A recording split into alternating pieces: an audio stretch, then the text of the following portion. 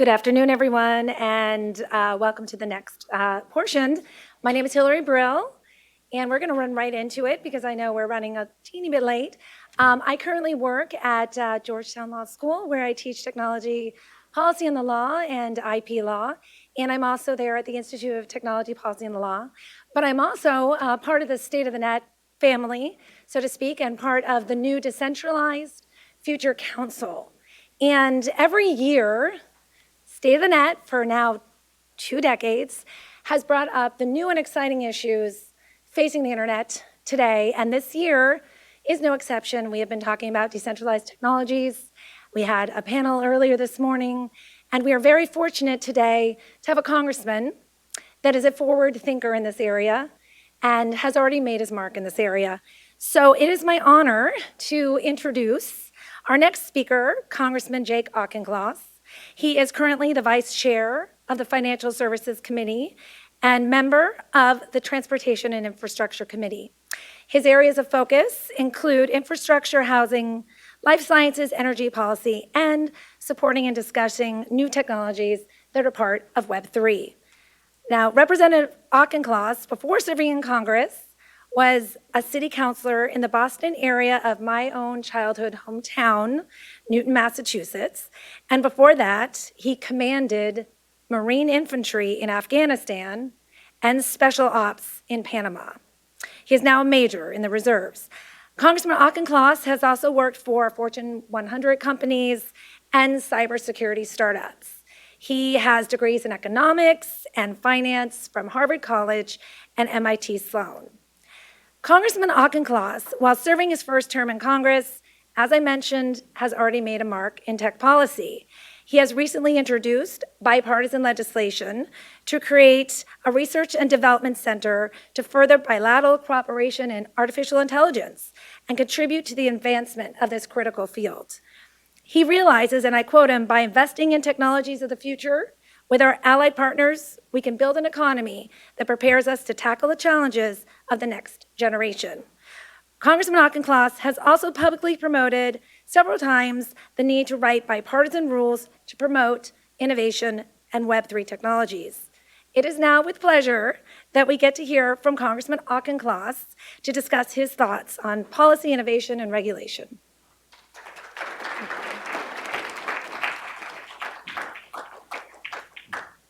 Good afternoon. Thanks for having me.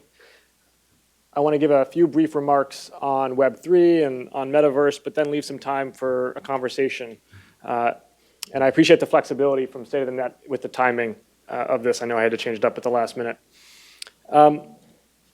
As mentioned in the intro, I took a slightly unusual path to Congress in that I worked for more than 5 years in technology. First as the director of the MIT's 100K competition, which is an entrepreneurship accelerator that sees the most frontier technologies coming out of MIT and has them compete in front of judges from across industry for seed funding. I was a director of that and got to work with cutting edge technologies both in hardware and software. I then was a product manager for a startup cybersecurity company and then a product manager for a Fortune 100 technology incubator. And in all those different roles, I wore a hat that required me to look at technology and be agnostic as to how cool it was, and instead think only about what is the applicability for the customer. I don't care if you're using Java or blockchain or Python or 1980s mainframe coding, as the insurance industry does. What matters is, are you solving problems for the consumer? That's what the core approach is. In this new role that I'm in as Vice Chair of the Financial Services Committee, I am no longer having to have a view on the commercial viability of these technologies, crypto or metaverse or anything like that. In fact, what I think distinguishes me from some of my colleagues is I am steadfastly agnostic as to whether Web3 is going to be a massive commercial success, whether it's going to redefine tech and finance, or whether it's going to be a bubble that bursts. That's actually not my role in Washington, D.C., is to have a strong commercial view on the technology. What I have taken with me, though, from the tech sector is a focus on the end user. The idea that regardless of whether these create tremendous new applications or whether they end up being a dead end for investors and entrepreneurs, here in Washington, D.C., our job is to protect consumers from fraud and abuse. It's to uphold market integrity, and it's to create a regulatory sandbox for innovation. Because it's going to be the markets and the entrepreneurs who create the new use cases, who solve the new problems. It's up to us here in Washington, D.C. to allow for that innovation in a way that does not create systemic risk or fraud and abuse. So what does that look like for Web3 and for cryptocurrency in particular? I think the clear and present next step for us is stablecoin auditing and disclosure. We have heard repeatedly in the Financial Services Committee from industry and from regulators that we have an issue where people are purporting to have $1, usually it's dollar denominated, but it doesn't have to be, to back up one stablecoin token that is being issued. And auditing and disclosure regime for those stablecoin issuers would solve a huge percentage of the problems being faced right now in the crypto ecosystem. We've heard that from, again, the industry side as well as the regulatory side.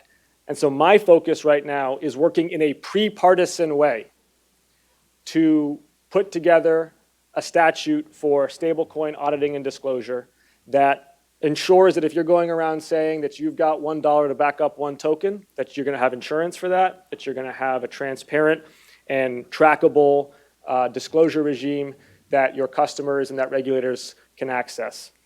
That is the best way right now that we can uphold market integrity and prevent consumer fraud and abuse while welcoming in innovators from around the world who want to build the next great Web3 businesses here in the United States. And that can be done in a pre-partisan way. It can be done in an organic, incremental way. What I don't accept are what I think of as the vacillations of the extremes, where on one side, you've got people saying, I disagree with everything that crypto or Web3 stands for, and we've got to block it right off at the root because it's going to be used for money laundering, or it's going to undermine the US dollar, or it is going to lead to speculation and fraud and abuse. Or on the other extreme where people say, this is definitely where the future is going to be at for all financial and technical services, and we need an entire regulatory regime from scratch right now. We need a new agency. We need a new mandate for all these different agencies. We have to figure it out right now. I don't accept either of those extremes. I think the best policy in Washington, D.C. is going to be made with both parties working together, solving incrementally the problems as they emerge.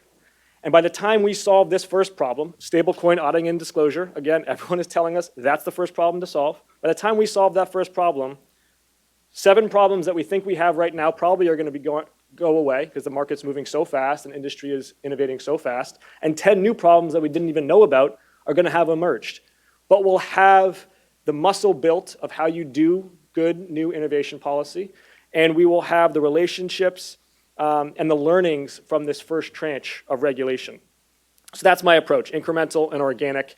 I think it reflects the learnings of Web 1, where if you had asked people in 1992 or 4 or 6 to regulate the entire dot-com industry in a way that was supposed to be looking forward for 15 or 20 years, they just wouldn't have gotten it right.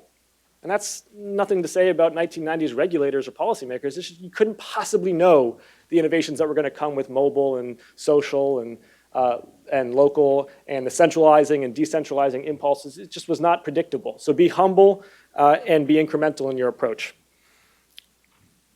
I want to close by talking a little bit about metaverse, and then I want to get comments and questions here. The second big meta trend that you hear investors and entrepreneurs talking about with the next decade of the internet is the metaverse, right? You get Web3, decentralized finance and trust-based, trustless, I should say, transactions. But then you've got the metaverse, this immersive 3D world where people can recreate and transact and create new avatars of identity. And here I feel pretty differently than I do about Web3. Web3, as I said, I'm steadfastly agnostic as to the commercial end uses. I think that's really for the investors and the entrepreneurs to decide. My job is to have basic market integrity and consumer fraud and abuse protections. Web3 I feel pretty differently, and I'll tell you why. Right now, it seems to be bifurcating into 2 big use cases. One is enterprise, one is consumer. You got Microsoft making big plays into the enterprise metaverse. You can see use cases coming down the road for healthcare and maybe even for education, for workforce development.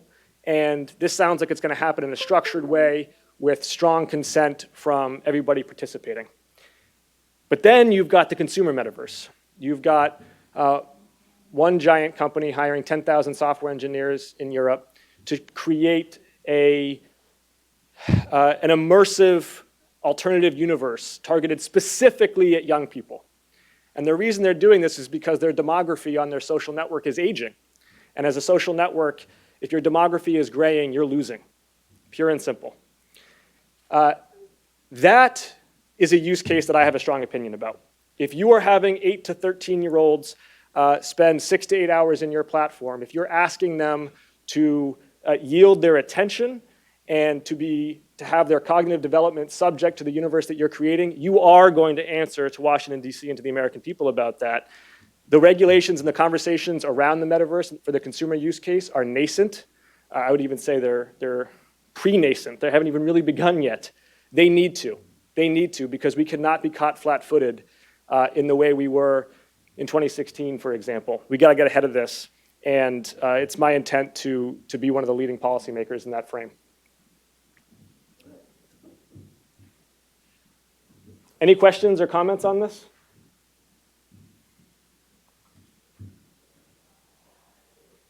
Sir?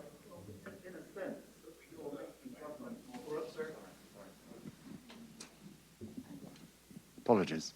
In a sense, you're taking your government, as it were, into a digital phase by being what do you call it, pre-partisan. Is that a popular thing on the Hill? Well, I think when I say pre-partisan, what I'm really getting at in actual terms is that Web3 is not a voting issue for either party's base right now.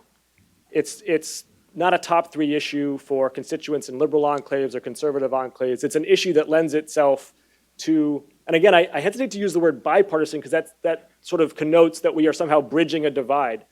There doesn't even really exist a divide yet, at least it doesn't have to. It's just, it hasn't kind of crystallized into tribal camps yet.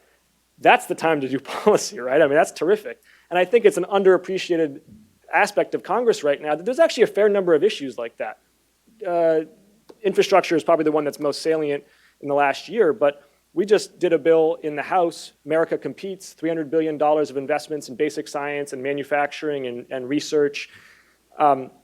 Huge chunks of that bill were bipartisan in nature. There are areas where both parties can work together. My intent is for crypto policy to be one of them. Now, the way to not do that, though, is to try to create an entire regulatory regime from scratch overnight. One that I think is lacking in humility to what we don't know about how the industry is going to evolve. But two, it's going to require too many forks in the road that are going to bifurcate people. Sir. Hi, Rick Lane, CEO of Iggy Ventures. I was on a panel today, Kids, Cashless Apps, and COPPA, Who's Protecting Kids' FinTech Privacy? And this is really the intersection of social networking, metaverse, and financial transactions of children who are now getting digital wallets and digital and debit cards. Has the Financial Services Committee taken a look at this issue? And if so, what are your thoughts? I think the entire realm of the metaverse and of the way that under 18 in particular engages in that is totally underexplored in Washington at the federal level. And it is going to have to be at the federal level that it gets regulated. And probably, frankly, in concert with the European Union regulations as well, because these companies are so big and because the use cases are going to be so global. So the short answer is no, it hasn't, but it needs to be. And I love the focus on kids, because that to me is such a strong dividing line. It's one thing if you are, if you work at a company that's moving to remote work and they want to do 3D meetings, fine, great. Sign up for that software and people like it, they use it, and that's an enterprise use case. It's another thing when video games and social media kind of have a offspring, and this offspring is aiming directly at the 6 to 8 hours of disposable time that most kids in America have every day. and wants to basically gobble up as much of it as possible. I mean, make no mistake, Metaverse is not competing necessarily, Meta, I should say, is not competing just with TikTok and Instagram. They're competing with YMCA and after-school sports and Boy Scouts and anything that kids do with their free time. They want all of that time to be in their artificial universe with those eyeballs that they're advertising. Yes, ma'am. So what's the difference between regulating the metaverse and this focus on children as opposed to regulating video games? Because in a lot of ways, they are very similar. Yeah, I think it's a terrific question, and they have similarities. I think the difference is the degrees of freedom within the metaverse versus a video game. Video game is relatively path dependent in how people are going to be able to consume that content, whereas the metaverse is asking people to have an open-ended experience that they can create for themselves. And it's a question about how much they're building the entire choice architecture of the metaverse. And that is really deeply impactful on how kids' cognitive development moves along. It allows them, but you're right that the best precursors, the companies that are most likely to do an effective metaverse are probably video game companies currently, right? So Discord probably has a pretty good wedge into a metaverse angle. Fortnite or Roblox, these are companies that could potentially create ever more immersive experiences. And as they do so, we do need to be looking at the evolution from video game into immersive, addicting content. Yes, ma'am.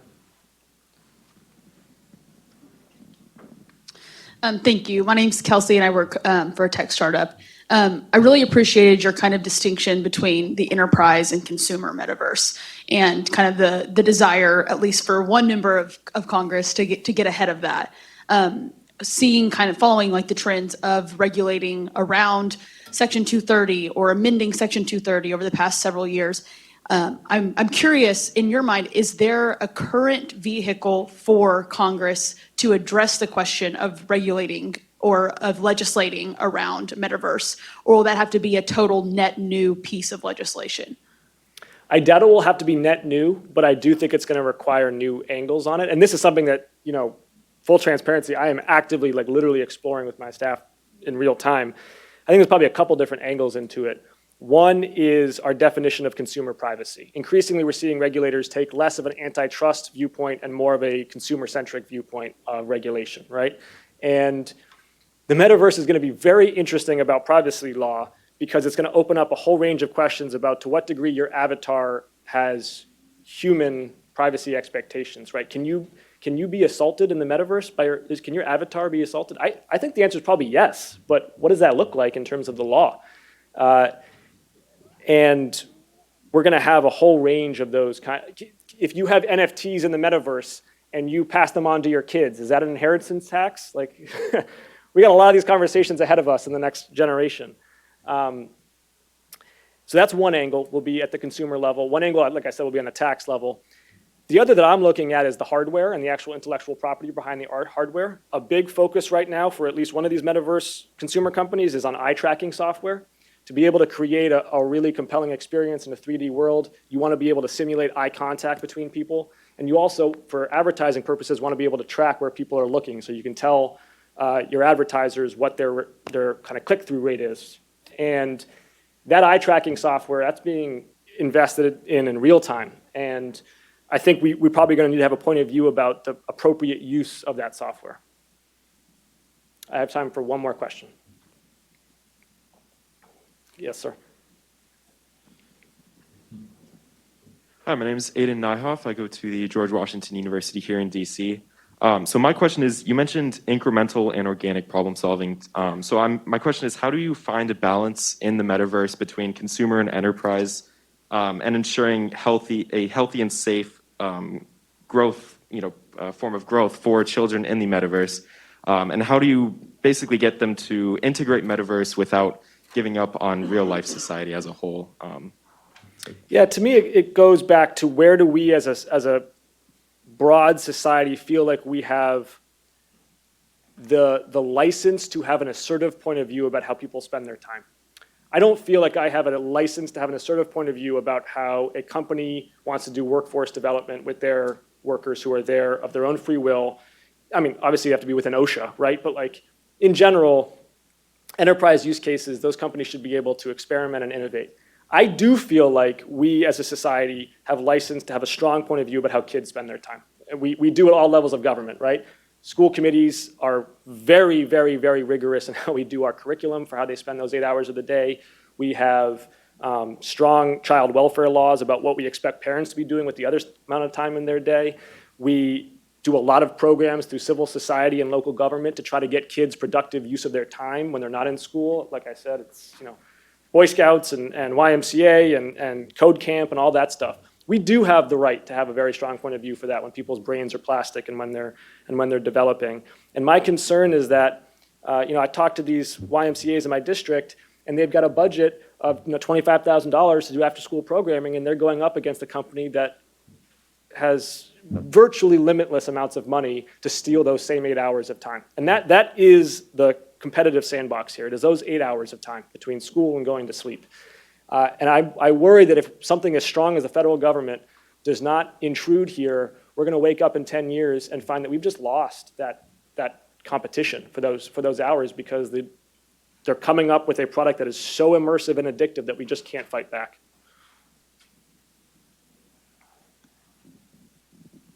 Everybody, I really appreciate your time and your very thoughtful questions. Thanks for having me.